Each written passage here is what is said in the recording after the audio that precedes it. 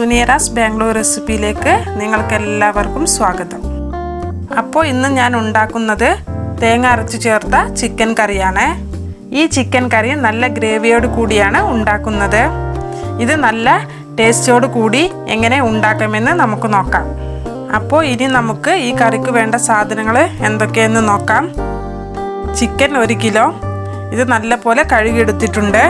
എണ്ണ 2 ടീസ്പൂൺ, ഇഞ്ചി വെളുത്തുള്ളി പേസ്റ്റ് 1 ടീസ്പൂൺ, ഏലക്ക 2, ഗ്രാമ്പു 4, പട്ട 1 ചെറിയ കഷ്ണം, വലിയ ഉള്ളി 1 നീളത്തിൽ അരിഞ്ഞത്, മഞ്ഞൾപ്പൊടി 1/2 ടീസ്പൂൺ, ഉപ്പ് ആവശ്യത്തിന്, മുളക് പൊടി 1 ടീസ്പൂൺ, മല്ലിപ്പൊടി 1/2 ടീസ്പൂൺ, തേങ്ങ ചിരവിയത് 1/2 കപ്പ്, തക്കാളി 2, വലിയ ഉള്ളി 1, പുതിന ഇല കുറച്ച്, മല്ലിയില കുറച്ച്, പച്ചമുളക് 4 എണ്ണം. പിന്നെ നമുക്ക് തക്കാളിയും ഉള്ളിയും നല്ലപോലെ മിക്സിയിൽ പേസ്റ്റാക്കി എടുക്കണം.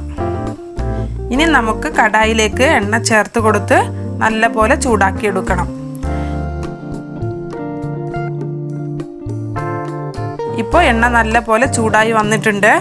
ഇനി ഇതിലേക്ക് ഏലക്ക, ഗ്രാമ്പു, പട്ട ഇവ ചേർത്ത് കൊടുക്കണം. എന്നിട്ട് ഉള്ളിയും ചേർത്ത് കൊടുത്ത് നല്ല ബ്രൗൺ ആവുന്നത് വരെ വഴറ്റിയെടുക്കണം.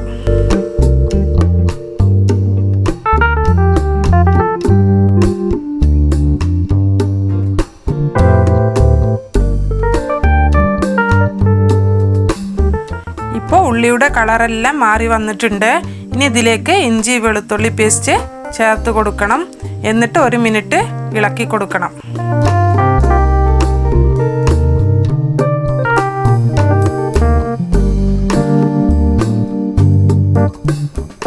ഇനി നമുക്ക് മസാലപ്പൊടികൾ ചേർത്ത് കൊടുത്ത് ഒരു 2 മിനിറ്റ് ഇതിൻ്റെ പച്ചമണം മാറുന്നത് വരെ ഇളക്കി കൊടുക്കണം.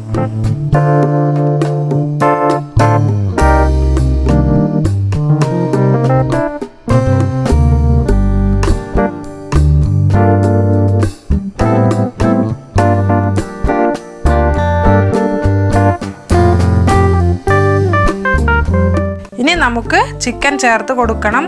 എന്നിട്ട് നല്ലപോലെ ഇളക്കിയെടുക്കണം.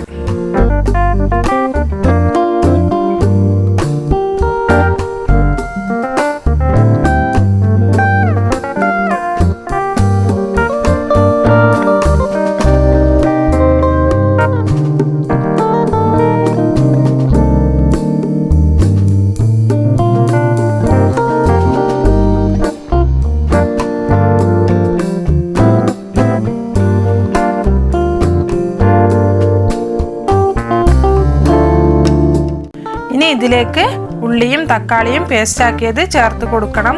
എന്നിട്ട് ഒന്നും കൂടെ ഒന്ന് ഇളക്കി കൊടുക്കണം.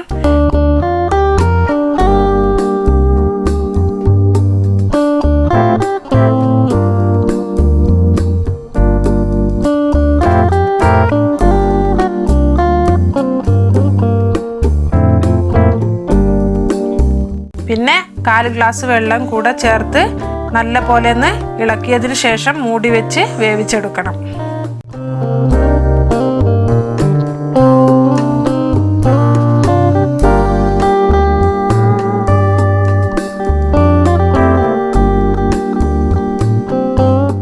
ഇപ്പോൾ 1/2 മണിക്കൂർ കഴിഞ്ഞിട്ടുണ്ട്. ഇപ്പോൾ നമ്മുടെ ചിക്കൻ നല്ല പോലെ വെന്ത് വന്നിട്ടുണ്ട്.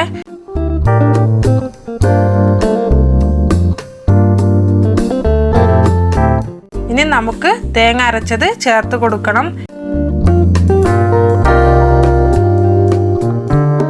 പിന്നെ 1/2 ഗ്ലാസ് വെള്ളം കൂടെ ചേർത്ത് ഇളക്കിയെടുക്കണം.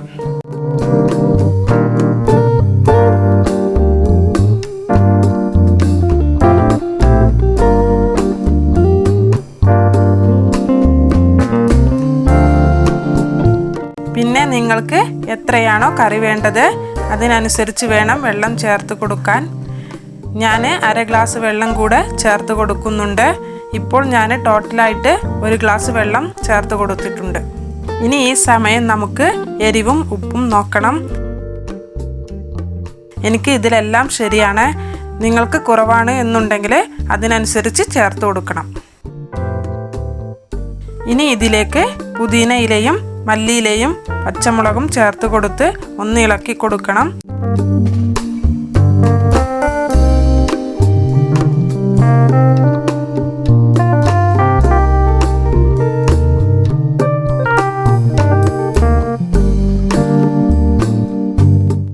എന്നിട്ട് മൂടി വെച്ച് ചെറുതായി തിളപ്പിച്ചെടുക്കണം.